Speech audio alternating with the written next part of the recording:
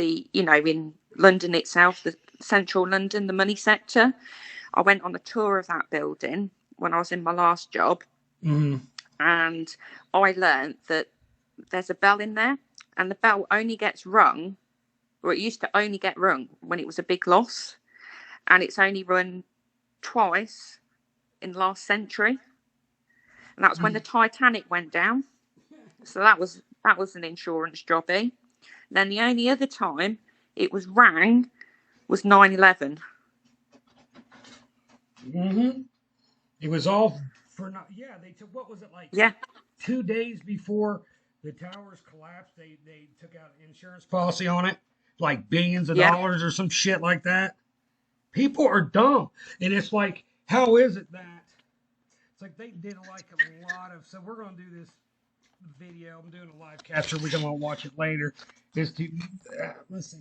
Is that, yeah? It was done. The Titanic.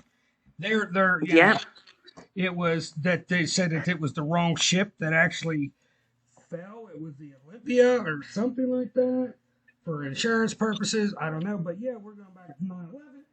Oh my God! They were planted explosives. Well, I'm not, like I said, I'll go over like the other theory behind it, which I believe the theory is that they planted explosives like the controlled demolition, and that's what brought it down. So when you're seeing these planes, it's like CG edited or they're holograms because they yeah. do that bullshit. Is like, that's what I'm thinking. Is I thought this whole time, I'm like, well, wait a minute, there was no point of impact, and it shows the plane going through the towers. I'm going, that's not even possible, bro. Aluminum going through still, what is it, still titanium beams? Yeah, still massive steel girders. Yeah. It's just like me throwing a pop can at the buildings and they just collapse, basically. Yeah. I mean, I'm no structural engineer, but part of my work, I used to have to read structural engineers' reports, and I Yeah. had to know enough to be able to actually understand what the structural surveyor's saying. So I know a little bit about construction, and I've seen pictures of the actual steel girders, and they look like they've been sliced Yeah. Not because they're even clean. possible, It's bro. not explosive damage. It's not been put under stress, so there's no stress cracking. It's just a clean cut. Yeah. And what's the possibility? So, what's the possibility of a plastic aluminum plane going through even? Yeah. So, what's the possibility would that even happen? That they said it was from jet fuel. Oh my God, here we go with another one. It would basically hit and just fall. Yeah, Basically, it would explode and to just fall to the ground because they couldn't find any. They said it evaporated. So rubbish. all the people that were there, they evaporated. So you think about it. Well, I'll go to the theory that I believe happened, but what's funny is, well, the new theory is that it's hard to find. I found a couple times that actually that the twin towers were hollow. There was nobody in them sons of bitches. They had a group of students that occupied the top floor. But anyway, there was drawings of these students showing the inside of the twin towers were hollow at that time, like it was all gutted out. But if you think if there was 2, 3, 4,000 people in that building and it come down, there'd be blood and guts splattered 10 blocks over. Yeah, You'd be finding people's heads 10 blocks over. You know what I'm saying?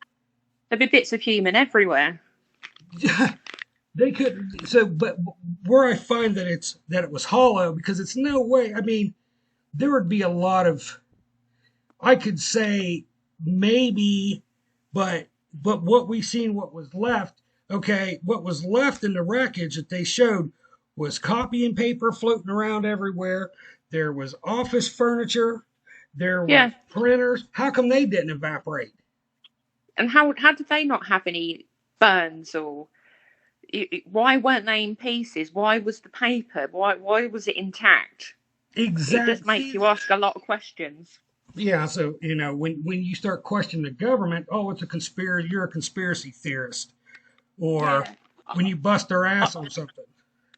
they want to call you that to make you look mad. But I've got to the point now where actually, if someone calls me a conspiracy theorist, I actually say thank you. Because at the end of the day, if I sit there and cower away from it, that's like me admitting defeat. I'm being defeated by them. Whereas if I embrace it and go, yeah, I'm a conspiracy theorist and I'm fucking proud about it, they've not achieved anything. Well, it's a conspiracy fact when there's evidence.